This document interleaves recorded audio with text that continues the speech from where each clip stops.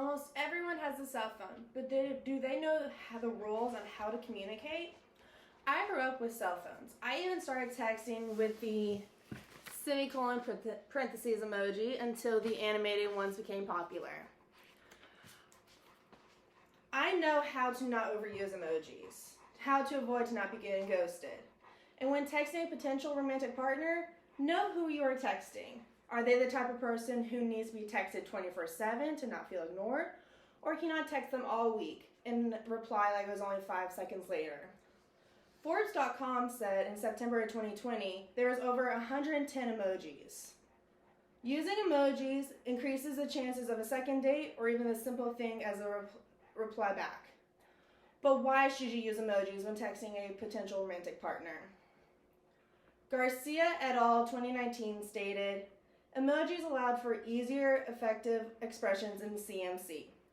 Participants reported frequent use of emojis with potential romantic partners in both studies. Thus, it seems that emoji use has important implications for social interactions and communications, including intimate connections. The research concluded when people use emojis, it makes communication easier. Because the emoji has a meaning and it can be used as a visual aid to help understand the message. The animated pictures we use to liven up our message help to bring the text to life. Garcia et al. In 2019 claimed that participants' motives for using emojis with potential dates were that 53% said it was because they'd use personality, 23.5% said it because it expressed feelings, 53% said, or 19.9% said it was easier and faster than writing the full message out, and then 12.5% said it was trendy and other people used it. Emojis are used for many different reasons, but the main reason is the use of tone in the message. When we overuse emojis, the other person can get annoyed, causing them to ghost you. But what is ghosting? When did it start? Parrish et al. In 2019 stated, originally posted in the 2006 Urban Dictionary, the term ghosting gained attention in verbiage and popularity in practice and continued to gain attraction through 2014 and 2015, as stated by Henson Bundy in 2016. Ghosting is the act of ignoring a potential partner, friend, family in the middle of a conversation and never replying back. Ghosting originated in 2006 but did not become popular until 2014 when social media became the #1 thing in the world. Being the ghost is more fun than getting ghosted. People ghost because they do not want to reply to you. Laddie et al. In 2018 identified some means of TMC, such as texting and emailing, also allow for an individual to control the pace and number of interactions and more than in a face-to-face communications. This control could allow for individuals high in attachment avoidance to ignore and avoid their partner more easily. The person being a ghost is more likely doing it because they do not want to talk to that person that they are ghosting. Instead of ghosting, simply tell that person you are too busy. To avoid being ghosted, you need to know how to text that person. Why should you or should you not use texting as a communication for a potential romantic partner? Students use texting more than calling to get in contact with that potential romantic partner. Chen et al. In 2013 stated, cell phones can use substantially enhance or reduce social relations and social interactions. Cell phones can reduce social relationships because someone can overuse and overtext a potential partner. That partner may have a busy schedule and make it hard to reply to that person in every text. Do not text that person a question that is time sensitive. Call them if you need to have that answer right away. Over texting them 3 million messages will not make that person reply quicker. People with attachment anxiety need texting as a form of communication.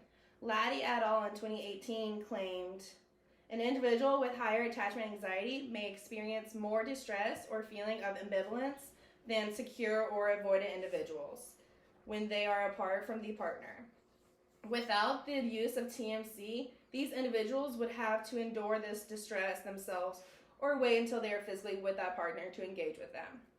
TMC gives this individual the opportunity to engage with that partner at any time. When you are in a relationship with someone, they can be your best friend, your everything.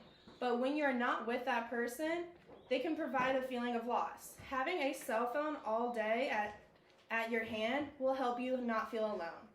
Texting is our most popular form of communication. When people do not know the rules on to what they should do or should not do when texting a potential romantic partner, use emojis because it helps understand the tone of the message. And are they the person you need to reply every second to? Are they the person who you can go a week without texting? In one relationship, you will be the ghost. In another, you will get ghosted. That is just the texting relationships nowadays. Learn who you're texting. Know how to text them. Thank you. This is the question and answer portion of the speech. Cameron, when you are texting, how do you use emojis? I am in my 50s, so I'm not understanding it so much. So how do you use emojis? When I am texting or communicating with a potential romantic partner or whoever, I am using my emojis to express my feelings, and I use it to give it more personality. I'll use the happy face emoji so they know I'm telling a joke, the laughing face emoji so they know it's supposed to be a funny tone to that message. And do emojis, I mean, there's got to be new emojis all the time. Do you use the same emoji all the time, or is there something new? Me personally, I end up using the same few emojis each time, but there are over 100 emojis that you can use for any different message in any different way. Okay, cool. Any more questions? Yes. So, when you are dating someone, from your experience, are you a person that becomes attached and anxious when they don't text you back? I'm actually more of an attachment avoidant person. I would be completely fine if they did not message me the whole week. I would be anxious. I would text them, hoping they would text me back just saying, hey, I'm busy, get back to you when I can. But I don't think I'm more of an attachment anxious person. Okay. I have another question. Okay. So, as a person that is a millennial, what made you decide to present this topic on ghosting? I wanted to inform more people. I know most millennials know this, but do they know how ghosting affects people? Do they know when it started, when it originated? What do they know about ghosting? And the boomers who I was talking to, do they know ghosting? So I'm not just talking to the millennials, I was talking to the rest as well, trying to inform everyone. So you're doing more informing every generation and not just specifically speaking to the millennial generation, because texting with emojis is more popular even with the older generations. Correct. Yeah, and I thought it was very informative because maybe in some of my 50s, I don't really use emojis. Mm-hmm. I'm not ghosting.